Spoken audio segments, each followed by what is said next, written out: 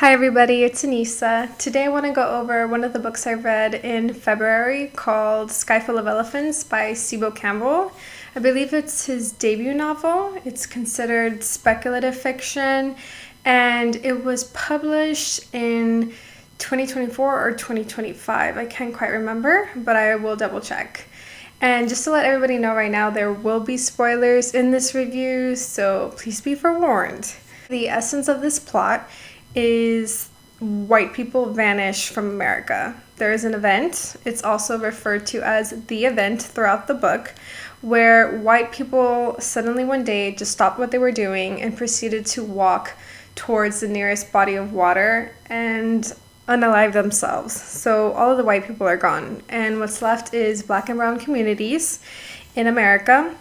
And the entire book surrounding that point is focused on white people having created and developed and sustained America as we know it right now. And I was a little bit disappointed by that. I think my question was, why did that make the assumption that black and brown people couldn't seamlessly step into these roles that white people had occupied? But maybe I think it was set up that way so that we imagine a different world, a different society and environment that was, yes, obviously not created by white people, and what that would look like, even if that was a little bit chaotic in the beginning. But we'll get more into that in a bit.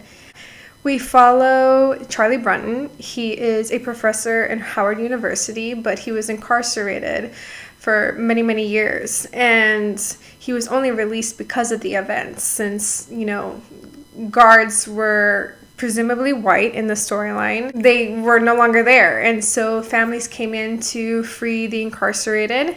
Charlie moves to Washington, D.C., and he becomes a professor in Howard, and that was the way that he felt he could provide to this new society. One day he gets a call from his estranged daughter named Sydney, and she's in Illinois, and in her own way she asks him to take her to Orange Beach, Alabama. She wants to go there because she received a note from her aunt saying that there were still people like her. Now, Sydney is a mixed-race child. Her mother was white, and her father, Charlie Brunton, is a black man. And ultimately, she watched her family that she was living with, being her mother, her stepfather, and her stepbrothers. She watched them walk into the lake and unalive themselves, and it was very traumatizing. And so for the past year, she had been living by herself, and she gained the courage to call her biological father, and this was the first time they had ever spoken. Charlie makes his way towards Sydney, and from there, they go to Alabama. They first find a pilot named Sailor.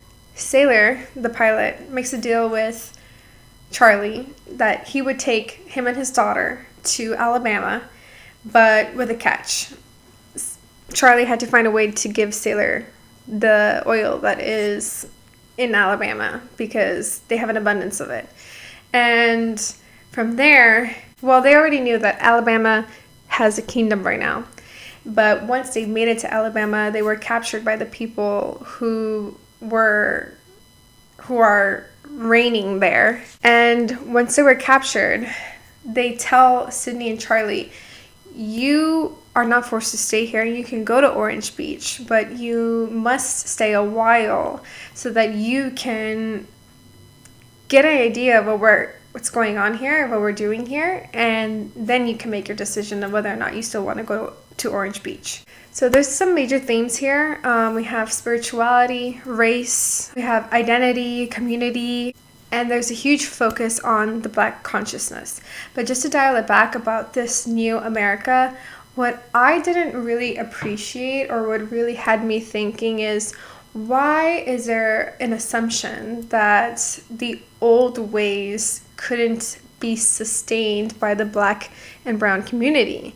Why did we default to everything kind of going into chaos and things were not as they used to because white people were the ones who were running the government? One of the quotes that I have here, so one of the quotes from the book that really stood out to me is, "Gas is gone because the people who like to drill into the ground to get it killed themselves. That's why."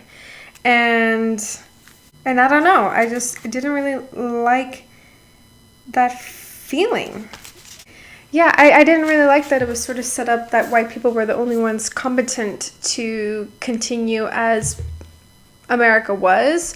But at the same time, I also appreciated that it was a opportunity, a new open door for the Black and brown community to create something that aligned more with themselves and their intentions and with essentially with what they wanted and what would have supported themselves. But we still didn't see it because even at the end of the book, we don't see a fully run America from the Black and brown community, and that I was a little bit disconnected with. But I in a way understand how that leaves the reader to leave the imagination for themselves. But a part of me was just curious to see what the author's opinion was about such a solution. You know, we could never know the answer for sure, but we can put our opinion on it. And I feel like I didn't have the author's opinion on it. I just had the author setting up an environment in which I can create an opinion on it. And I don't even think that I have one. But essentially, the king and queen of Alabama, they created a technology that when it turns on, and I might be really wrong in the science here, it, in a way, through satellite, connects the Black consciousness. And so that is what happened when the event occurred. They turned on this device. It was very strong. It was like this release of negativity. The goal was to heal from the repressed emotions, from all of the racism and oppression that this community has gone through. And so because of that, and because it was clearly turned on so strong, the white people did what they did. And now they're going back and working on the device again to determine how they can turn it on, but this time, connect the community through the Black consciousness, tapping into Black consciousness. One of the quotes from the book in chapter 31, it says, "It's a message, a feeling, a signal. It's everything we felt and couldn't say repressed in a frequency. Everything they'd ever done to us was pent up and it just poured out."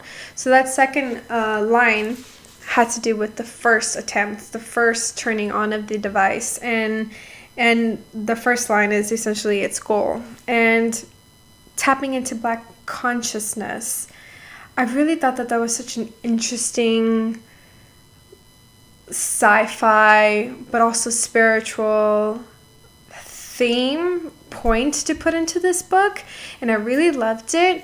But when they did finally get to turn on the device the second time at the very end of the book, I didn't see what healing looked like for the community, and I really wish that I had. I was just being built up this entire book to that point of what healing looks like.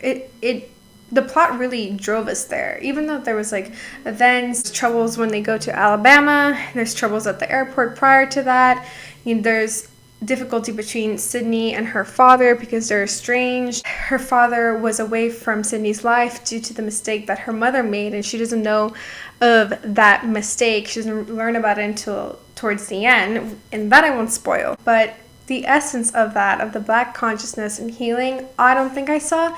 We didn't see it at the end, and that's where I go back to my opinion, where he really sets up the base and foundation for us to have the imagination of our own. But I think that healing is probably relative. And so from his perspective, I would have loved to hear what his opinion and of what Black healing would look like. I would have loved to see that rather than coming up with my own idea only, I don't think that having his opinion on what that looks like would not lead me to my own. I think I would still bounce off his imagination, and I would probably still create my own for the community. But even then, like, I don't have enough experience to be able to put my input. And so as a reader, I wish I had gained a little bit more of the conclusion of the after. So back to when they arrive to Alabama, they get captured, and like I said before, they say, you can go to Orange Beach, but you must stay here for a little bit. And I just think that all of that kind of felt cultish. Even the community felt cultish. It was very inspirational how they were able to set up the state and specifically the city Mobile to function as a community that does a give and take. It's sharing. Everyone is providing and putting their effort and input into the community so that you can receive back equally. And it was safe, and there was joy, and I really loved that. I really loved reading about how they set it up. I was impressed by it, even as it was considered like a kingdom. I was impressed on how yet everyone was on equal ground and footings, even with the king and queen and everybody else. So I really loved the way this family set up this new environment in Alabama in comparison to the rest of America that was still sort of in chaos and not really understanding or figuring out what was best to do next. They were a little bit more overwhelmed outside of Alabama on how to get society running normally again, but I do think they found ways to make do with it, like in the airports outside of Alabama. I believe it was all free, but you had to do a reservation system, and you had to stay in the airport until your flight departed, and if you left and you lost your place, it was an interesting thing. But obviously I love traveling, so free flights sound pretty good. But one thing that made me a little bit uncomfortable was the spirituality in Alabama's kingdom, and it was a little bit voodoo-like. There was ritualistic events that kind of happen, or at least I found the bath scene to be a little bit ritualistic. I'm just Christian. And there was a line that is written in there saying, "Whose God am I praying to?" Because I think that the author associates Christianity a lot with white people. And I found that a little bit shocking. I don't see that so much in our world. It's not just a white person's religion. Is it that we have that religion because white people brought it to us? Brought it here, I'm not sure. I'm Mexican and Salvadoran, so I'm not sure. I mean, I'm pretty sure those countries got Christianity because of the Spanish, and complicated, but I still believe in God. I still believe in the Lord Jesus Christ. I still believe that's the truth. And so that was a little bit disheartening for me to see it being not mocked, but othered a little bit, because they had a religious group there, especially at Orange Beach, called the Walkers. And the Walkers would essentially take Christianity and use its themes of salvation from God to encourage other people to drown themselves and also reach salvation, because they believed that the event was like the day that God brought all the good people and left everyone else. And I didn't like that. I can see that happening. I think Christianity gets weaponized a lot, and I don't know, as a Christian, that just kind of affected me a little bit. Not in a way that I had to put the book down, but I took note of it. I just saw how it was used, and I guess I was, back to what I said earlier, I'm just a little disheartened. But I understand its purpose. I understand its core and its theme to race. and identity. With all that, I still rate the book 4 stars because it was still very entertaining. I thought that the writing was really good. There were so many quotes in the book that I highlighted, and I read it on my Kindle. I read it through the Libby app, so I actually wrote down the quotes a little bit separately. There was just so much insight throughout the book regardless that really got me thinking. It really felt in my face the issues of, oppression and having crisis within identity and the lack of community and racism that occurred in America. I just felt a lot of awakening and thoughtful perception, just like really good stuff that got me thinking throughout the book. And so I rated it 4 stars. Even if at the end I felt like I didn't get a proper conclusion, I still really enjoyed the book. And though some of my opinions I felt like were a little bit more challenging against the book, because of that I really like it because it just got me thinking. And I don't have the right and wrong opinion. This is like the thought process that I had while I was reading the book. I was thoroughly impressed by how he was able to bring in black consciousness, how he was able to really turn it to something tangible. Yeah, don't like the way Christianity was used, but it's okay. It still got me thinking. Maybe it might get other people thinking the same way. Or maybe not, and that's fine too. I mean, I've dabbled into other forms of spirituality before, but I just found my way back to the Lord Jesus Christ, and that's just my story. Yeah, I really like this book. I think that you should pick it up. It's very interesting. I think it's super thought-provoking, and it's a decently good-sized book. It's pretty short compared to like fantasy books that I've read. It's around 305 pages, and yeah, that's my opinion on it. Please let me know in the comments down below if you've read this book. Do you agree with anything that I've said, or do you have any opposing opinions? Let me know. I'm just interested to hear what you thought about this book. So I'll see you guys next time. Bye.